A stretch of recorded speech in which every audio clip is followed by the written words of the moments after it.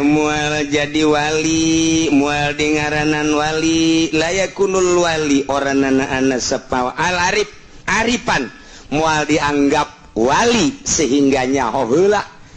ngabedakeun antara didin allazi waqa'a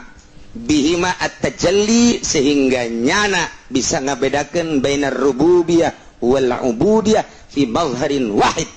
dina kalahiran hiji nu jelas hiji nu lahir bisa kanyahoan ku nyana oh ieu sifat rububiyah oh ieu sifat ubudiyah oh ieu mah jelema arah ka Allah ieu mah kana dunia oh ieu bajan kanyahoan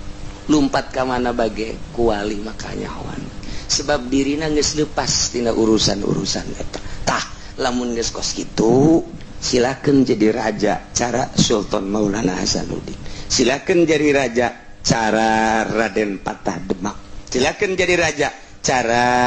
Syekh Syarif Hidayatullah silakan jadi raja cara Sunan Rahmat satungtung henteu kitu jadi raja na ieu raja koang-koang doang moal beres jadi raja na kitulah nu kurang diharapkeun teh ya raja anu bisa ngabedakeun ieu bener ieu salah